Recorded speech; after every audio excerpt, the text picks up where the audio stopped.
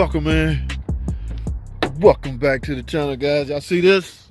Oh, older model, 2004 maybe, '05. Chrysler Sebring. Now, anyway, I'm in the shop. Let's get out here, find out what's going on. Y'all ready? Stay tuned. Don't go anywhere. I'll be right back. Alrighty, guys. Yes, just as I figured, the 2.7 liter V6.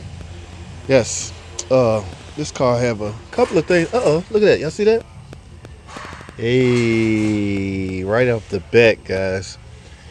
Based off that alone, y'all see that? Ladies and gentlemen, that is an indication that there's coolant leaks. And based off the look of the bottle, it is low. All right, so you're never going to get any heat. Your heat is never going to work if it's not full. Okay, so I mean, right off the bat, look at that. Wow, that was fairly quick. Now, I'm not going to stop there, guys. I'm going to look the whole car over. Let me let this car have over 100,000 miles. Make sure I'm not dealing with some sludge bucket. Now, y'all know my drill, all right? I like to remove this cam sensor down here to get a good sense of if there's sludge buildup. All right, but let me look it over some more, guys. Let me let this up in the air and see. Look up under it. All right, stay tuned. Ooh, righty, guys. We going up in the air. Oh, look at them brakes. Man, this car been sitting. I don't know, but what do we got going on under here? Yes, your typical 2.7. Ah, man, boy, I remember back in the day. I used to do these daily. Work on these non-stop, guys. Alright, let's take a look in the water pump area.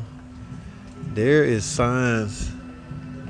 Now, one thing gonna come out of that cover is coolant from, right there, guys. Yeah, so there may be a couple of leaks on this thing. And that looks like coolant that's been leaking for a while, just been sitting there.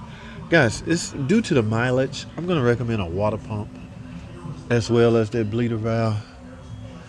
I don't want to get burnt on this. Now, this water pump is time and chain driven, guys, so you got to be careful. Make sure you know what you're getting into before you just write up a water pump. Yes, it's a big job. Number one, the valve cover's got to come off in order to gain access to the timing chain, because the timing chain is wrapped around the camshaft gears. And the gears is, of course, underneath the valve cover. So I have to get the intake. I got a lot of work to do that. What I'm going to recommend, normally I put pressure on it, guys, but put my coolant pressure test on it, but I don't see no need in that. Based off my visual inspection of that bleeder valve and seeing this. Now, the bleeder valve very well could be leaking downward, ending up on here, but for one thing, it has a lot of miles on it. So I don't want, I'm going to recommend the water pump due to mileage, not so much because it's leaking, because you really don't know unless you can get in there. And once you get in there, you're already in there. It's not like you can seal it back up and then pressurize it. So it's gonna be based off a recommendation time interval thing. Over 100,000 miles, I think all water pumps should be replaced. That's my personal opinion. Now, what about these brakes? It's gonna become a matter of prioritizing things, guys. So that's where we at on this. It's not a rear-wheel drive, so there's no differential. Yeah. So let's get a heater working by way of getting a coolant leak fixed. All right. Guys, do not forget the thermostat. Don't sleep on the thermostat. That thermostat is high way in there. All right.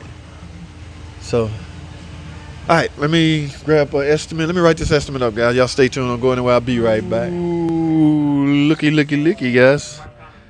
Yes. They went off the recommendations. They want to get it fixed. So what we have here is a water pump. Guys, not in a million years will I ever put a aftermarket water pump on a 2.7. Do not call down the street to AutoZone and get me a damn water pump.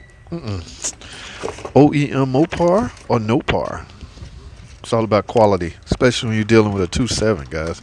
You got to be out your mind. I talked about that on an earlier video, where the quality is in the bearings, really. Okay, you do not want a water pump to seize And the way this is designed, the way this is set up, it's inside of the oil gallery area. So if coolant leaks, it's a weep hole on here that's designed to weep outside the car. If that's fail, just say the housing shatter inside this timing cover. You're gonna have a mixture of water and oil gonna travel throughout your system and ruin your car. So I don't know why anybody would gamble with an aftermarket water pump. All right, I've only ever done these for leaking purposes, not seized up. Okay, enough of that. What we got here? Because I have to take the timing chain off, like I said earlier. It's not a must. I mean, you can easily compress the tensioner in a vice grip, and but I don't know the condition of it, so I don't want to gamble with it. And this thing is high dollar too, guys. So I got a new tensioner. That's gonna make my life easier. As far as the chain go, you can reuse the chain. But I got a tensioner. And what else? And last but not least, the bleeder housing. I want to say that's what they call this. Now, I don't know how many of you guys ever done one on the rear wheel drive car where it has the long pipe. If it's an OEM, it has the long pipe going through it. This is an OEM, but it's for a front wheel drive car. Okay, a lot of times, like you saw earlier, this thing was leaking out of the big. Look, it still is. Look at that. Yeah, so over time that would cause I don't know. I'm almost certain it's been revised. So this is new and improved, new O-rings, new everything. All right, and of course I got some coolant over there on the side. I'm gonna flush out the coolant system, flush out the radiator, and I got a thermostat. Thermostat is gonna be under the compressor, so I had to make sure my time was right, guys. I don't want to overlap the customer, but I also don't want to shortchange myself. It is extra work to get to that thermostat. It is not a joke. Now y'all know me. I do not do tutorial videos. I have a lot of work to do, guys. Y'all know me. I'll fire the camera up here and there. In fact, I'm gonna end this video and open up another one. So when I get this valve cover off, I'm gonna show y'all the timing chain setup. This is an old engine, nothing new about this, but just hang around anyway so I can show y'all where we at. All right, that's all I have, guys. Thanks for watching.